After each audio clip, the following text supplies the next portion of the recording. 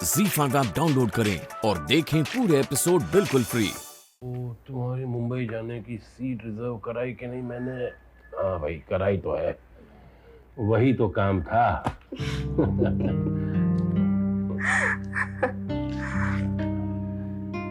शांता, तुमने इतना लंबा सफर अकेले तो कभी किया नहीं। मैं चलता हूँ तुम्हारे साथ, वहां तक छोड़ाऊंगा तुम्हें। नहीं जी, आपके जाने की कोई जरूरत नहीं। मेरी बेटी मुझे खुद लेने आ रही है एयरपोर्ट पर। जानते हैं, रात को उसका फोन आया था। कह रही थी कि मम्मा बताओ आप कौन सी फ्लाइट से आ रहे हो, मैं खुद आपको लेने आऊंगी।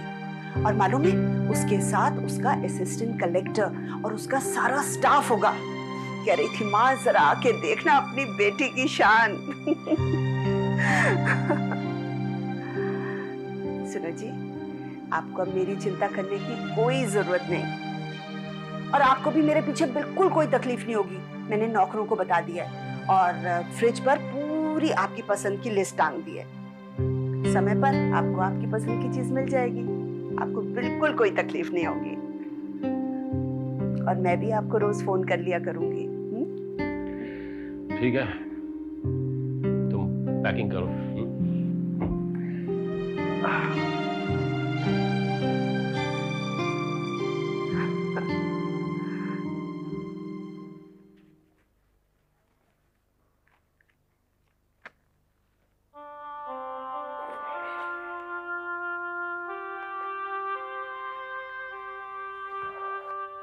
आदाब बजा लाता हूँ जनाब अली। आइए आइए सब्जारी साहब, तशरीफ लाइए। अरे भाई गोविंद, चाय का इंतजाम करो, सब्जारी साहब आए हैं। बहुत अच्छा किया जी, बहुत ही अच्छा किया। तबीयत बिल्कुल खुश हो गई। हजरत गालिब का वो शेर याद आ गया, इन आबलों से पांव के घबरा गया था मैं, जी खुश हुआ है राह को पुरखार देखकर। क्या बात है, शेर के सुशी में पढ़ा जा रहा है। आप जो जा रहे हैं भाभी साहिबा के साथ अनीता बेटी के पास। कौन जा रहा है? हुजूर, आप वकील है, बिना सबूत के कहे जा रहे हैं? कहाँ जा रहा हूँ मैं? आप जा रहे हैं, ट्रैवल एजेंट का आदमी आया था बेंगलोर का टिकट देने के लिए। उसी ने बताया कि भाभी साहिबा के साथ आपने भी उसी फ्लाइट से अपनी टिकट बुक करवाई। हाँ, क्यों कराई थी। क्यों, क्या हुआ? ट्रेन जाना तो चाहता था मैंने सोचा जब शांता अमिता से कहेगी कि उसने मुझे टिकट बुक कराने के लिए कहा है तो शायद अमिता मुझे न्योता दे दे। ये सोचकर मैंने अपना टिकट बुक करा लिया, क्योंकि एन वक्त पे टिकट मिले ना मिले। लेकिन अमिता ने तो कोई न्योता नहीं दिया। फिर हमने दूसरी चाल चली। हमने शांता से कहा कि चलो हम तुम्हें मुंबई तक छोड़ आते हैं। तो उसने कहा कि कमाल कर रहे हैं, आपको वहां तक आने की क्या जरूरत है, आप मुझे एयरपोर्ट छोड़ दीजिए, वहां मुझे अमिता पिकअप कर लेगी। तो बस हम तो यहाँ तरह के तरह रह गए और टिकट हमारी जेब में। क्या कह रहे हैं? जो गुजरी हम पर वही कह रहे हैं। थोड़ा सा काम कीजिएगा, अब जब घर जा रहे होंगे ट्रैवल एजेंट तो रास्ते में आएगा, उसे कहिए टिकट कैंसिल कर दो। अरे भाई चाय लाओ, क्या हो रहा है?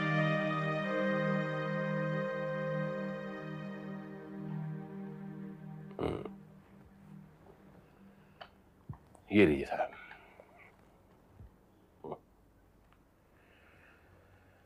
तो ये हाल है हमारा। बेटी सुनकर नहीं बुलाती और बीवी कहने पे साथ नहीं ले जाती। कुछ गलत कहा था क्या मैंने कि बुढ़ापे से पहले हमारा कोई मोल नहीं रहा?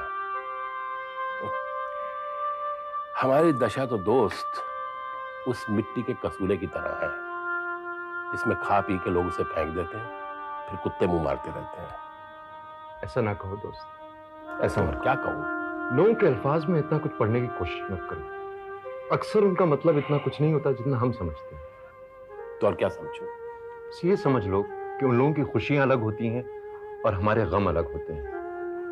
East is east and the west is west and the twain shall never meet. ये मुल्कों के लिए नहीं, एक घर के दो अफराद के लिए भी बात बिल्कुल सही है। जिस दिन औलाद जन्म लेती है उसी दिन घर में दो अलग अलग राहों की बुनियाद पड़ती है। ये समझ लो कि हमारा रोल एक रॉकेट के इंजन की तरह है। रॉकेट को ऑर्बिट में भेजने के लिए एक एक्स्ट्रा इंजन की जरूरत पड़ती है, और हम बिल्कुल वो बूस्टर इंजन है जो रॉकेट को ऑर्बिट में भेजता है और खुद गिरकर पीछे रह जाए।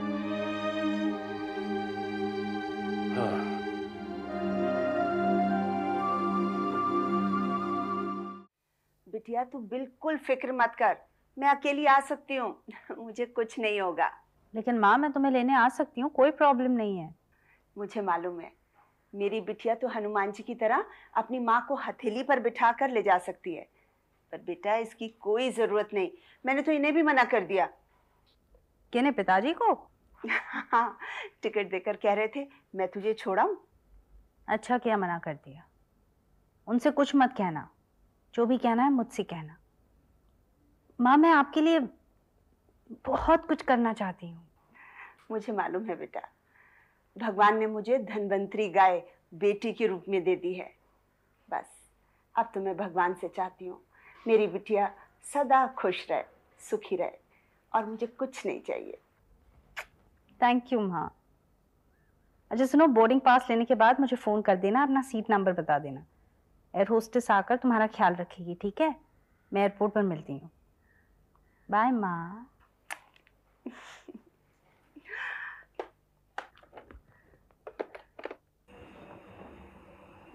अम्मी जान, आप ये सब क्यों कर रही हैं?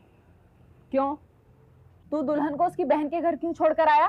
तुझे तो उसे साथ लाना था। अम्मी जान, मैंने वही किया जो आपने मुझे सिखाया कि उसके साथ अच्छा बर्ताव किया कर। मैं उसे वहां छोड़ाया ताकि वो अपनी बहन के साथ जी भर के बातें कर ले, और लखनऊ जाकर ये बुराई ना करे कि मैं हर तरह से बुरा हूँ। तो तुझे बात पहले क्यों नहीं सूझी? गलती हो गई अम्मी, अब तो मैं ठीक कर रहा हूँ ना। लेकिन आप उसे कह दीजिए कि लखनऊ जाकर मेरी बुराई ना करे। तेरे किए पर लीपापोती तो करूंगी मैं, पर मुझसे क्या है कि आगे से ये सब नहीं करेगा। तौबा करता हूँ अम्मी, अब ऐसा कुछ नहीं होगा। लेकिन अम्मी आप ये सब क्यों कर रही हैं? फज्जो कर लेती। वो बड़े महल गई है सफाई करने।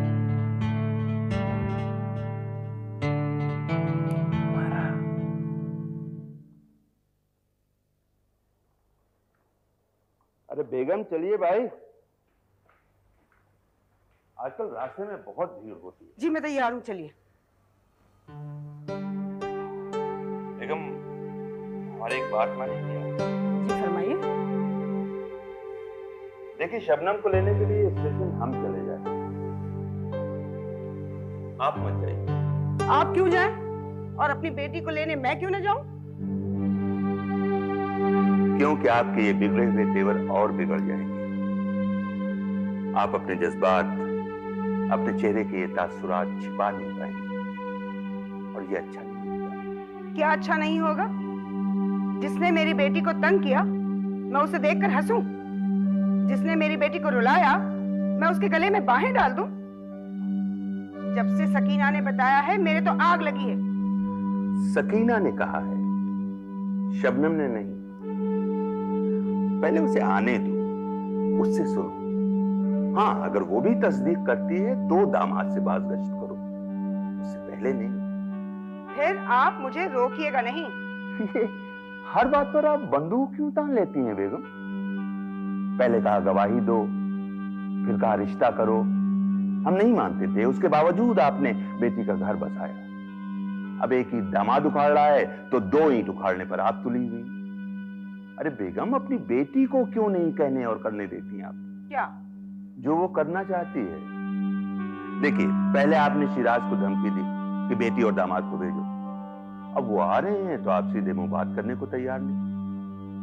जरा आईने में जाकर अपना मुंह देखिए, गुस्से से तमतमा रहा है। याद है डॉक्टर ने क्या ताकीद की थी? अपने ब्लड प्रेशर का ध्यान रखिए, कुछ भी हो सकता है। अरे भाई, इस उम्र में इस गरीब का साथ क्यों छोड़ना चाहती हैं आप? देखिए, हमने तो हमेशा आपकी गलत बात पर भी लब्बैक कहा। नहीं,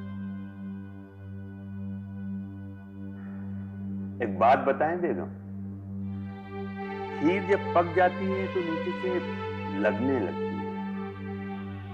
उस वक्त चूल्हे से लकड़ियां निकाली जाती हैं, उसमें और लगाई नहीं जाती, वरना पूरी तरह से जल जाती है। अपने दामाद को राम करके रखो, सुधर जाएगा। हमारी बेटी का काम भी बन जाएगा। जवानी में अपने बागपन से परछाया। ZEE5 ऐप डाउनलोड करें और देखें सारे एपिसोड्स बिल्कुल फ्री।